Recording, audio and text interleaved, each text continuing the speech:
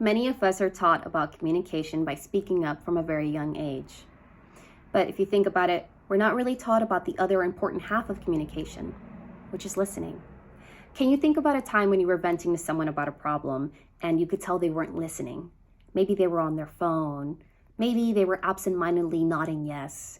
Or worse, they cut you off to vent about their problem.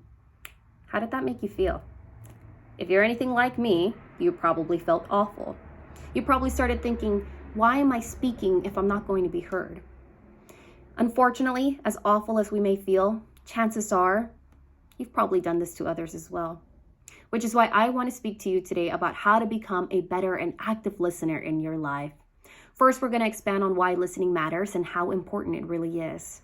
Next, we're going to go in depth about how truly listening can provide mental health benefits and deeper connections with one another. And finally, I'm going to give you a little bit of insight on the steps that you can take to become a better listener.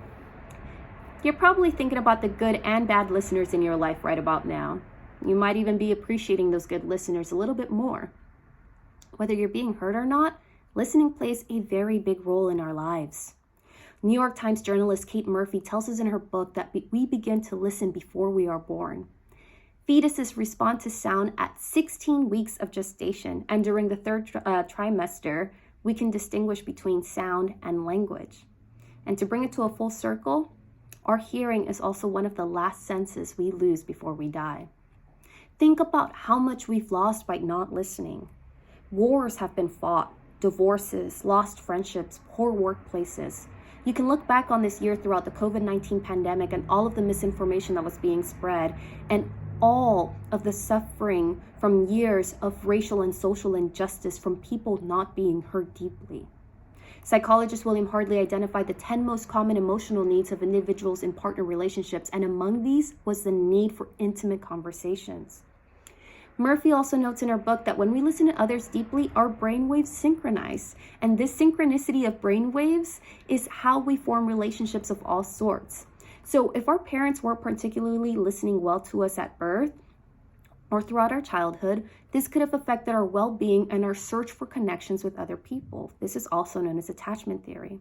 And neuroscientist Dr. David Rock confirms that in his article, there are studies that show that when you're angry or stressed, feeling heard releases strong positive chemicals such as dopamine, serotonin, and oxytocin into our brain, which activates our reward network system and calms us down. As you can see, listening is crucial to our very own existence. In fact, listening has emotional and physiological effects that can be beneficial to our connections with one another. Neuroscientist Yuri Hassan conducted an experiment in his lab at Princeton University where he had people describe Sherlock to other participants in the lab. He then had those participants watch the episode of Sherlock and saw that the brainwaves were exactly the same as they were when they were listening to the speaker describe that episode. When communication is effective, our brains are actually in sync, quite literally connecting with one another. And processing what someone says is one of the most intricate and involved things that we ask our brains to do.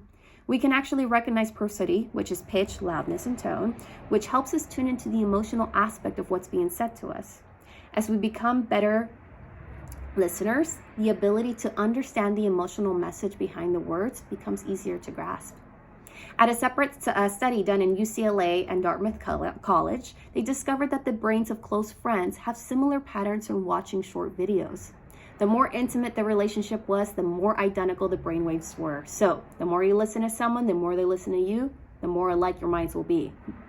In a study on the relationship among active listening and patient-centered care and nursing students conducted by Brandy Haley and Company, researchers found that active listening and self-awareness are significantly associated with patient-centered care. In fact, improvement in active listening could help build and strengthen empathy.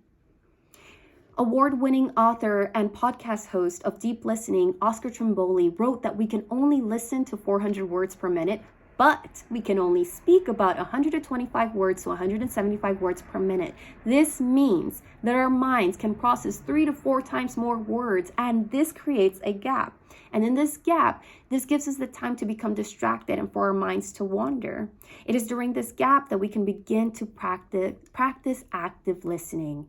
Instead of letting our minds wander, let us take some steps to be actively present in the moment.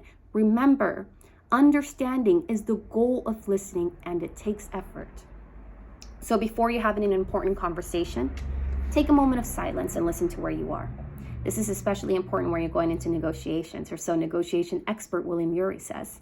How can you change someone's mind if you don't know where your mind is? Once you figure out where you are internally, you're going to become present and connected to who you're speaking to. And this connection might turn that no into a yes. And not only do you want to tune in with yourself, you also want to tune into the person you're listening to. You want to listen with empathy, try and make connections, and really look at the person you're listening to. Again, this empathy is what helps us build connections with one another and in turn form better relationships. Listening is a lot like improv. Improviser Scott Pearce tells us that you have to drop expectations. You have to be completely empty and present. Do not think about what you're going to respond. And remember to yes and to what they're saying. Yes, I accept your reality, and I hear you. You don't have to agree with them. Just be vulnerable enough to be open. Trimboli recommends to take 3 deep breaths and drink a glass of water if possible, because this can help relax your parasympathetic nervous system, which is your fight or flight system. This is where you react impulsively for survival. So by doing this, you can actually calm yourself down. And he also reminds us that by asking questions, this is another way that we can become better and active listeners.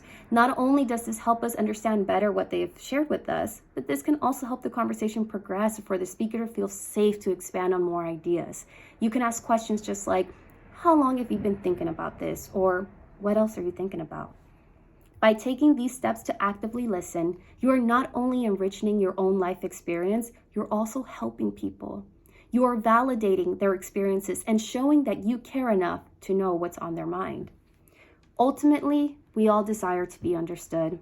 And even though we all know how to speak, we need to learn how to listen. With all of these social media platforms and individual stages, remember the importance of listening first. Perhaps by listening, you can help improve someone's mental health by truly taking the time to understand them by listening effectively. As Kate Murphy intelligently stated, evolution gave us eyelids so we can close our eyes, but no corresponding structure to close off our ears. And this suggests that listening is essential to our survival. Thank you.